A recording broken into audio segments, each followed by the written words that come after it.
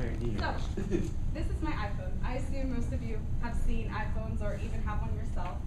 I'm going to talk to you today about the creator of the iPhone, Steve Jobs. I've used Apple products for years. I have a Mac at home. I don't have a MacBook, sadly. And it led me to read his biography on my iPhone, which is kind of cool.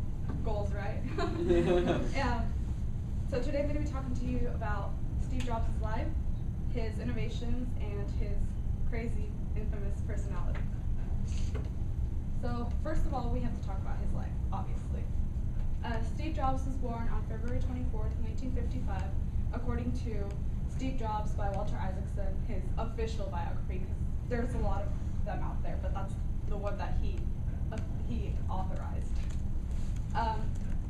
He was born to unwed Syrian parents, so since it was the 50s, it was still very frowned upon, so they put him up for adoption. He grew up near Silicon Valley, so he grew up around a whole bunch of engineers, and that's how he got interested in technology. When he was older, he attended HP lectures, and then he attended Reed College in 1972 after he graduated from high school.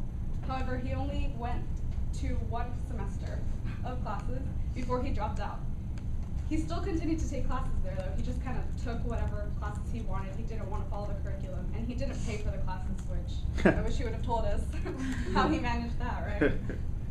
After he came back home from Oregon, where Reed College was at, he started working for Atari, and that's where he caught up with his old friend, Steve Wozniak, Woz for short. I'm sure you guys have heard of him too. And that's when they began developing and exchanging ideas about technology and a home computer system, which wasn't heard of at the time. So now I'd like to talk to you about his innovations. Woz himself created his own computer just for fun, so he was a genius, because I could never do that, even if it was for fun. And he tried to sell it to Microsoft and HP and a whole bunch of different other companies, but they just weren't interested in it. So Jobs realized that they could profit from it by themselves, and that's how Apple was born, April 1st, 1976. Jobs and Woz started making the computers from Jobs' parents' garage. He still lived with his parents, so, you know, kind of a loser.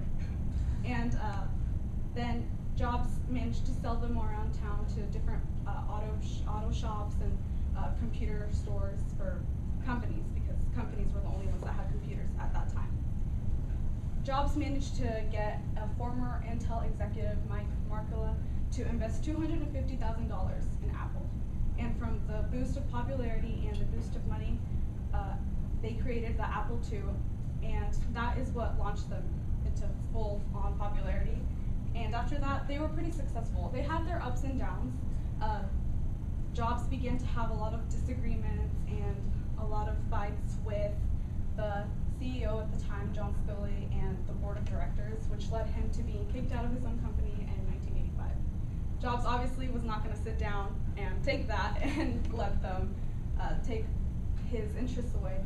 So he bought Lucasfilm's computer graphics division for $10 million, and that was how Pixar was created, according to BusinessInsider.com. Now, Pixar is responsible for creating the first fully animated movie, my favorite movie, Toy Story. So thank you, Steve Jobs, for creating it. And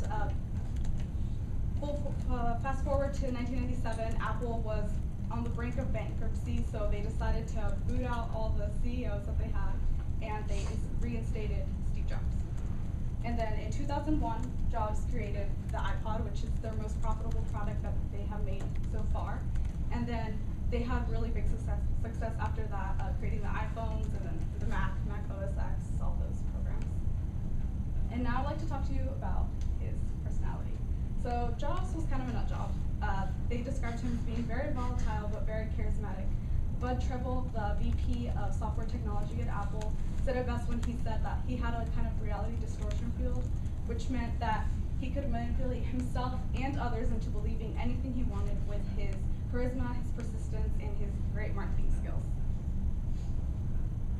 Jobs also never worked hands-on with a computer. He was more of a businessman that was technologically skilled than an inventor.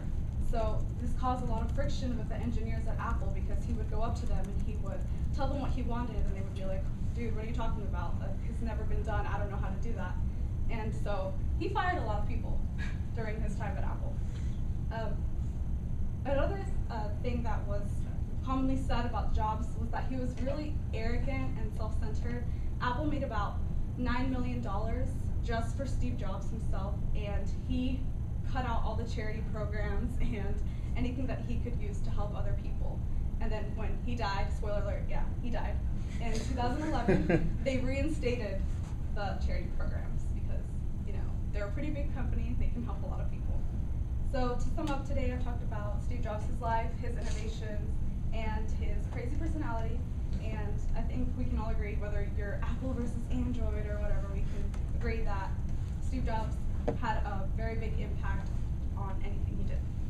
Thank you.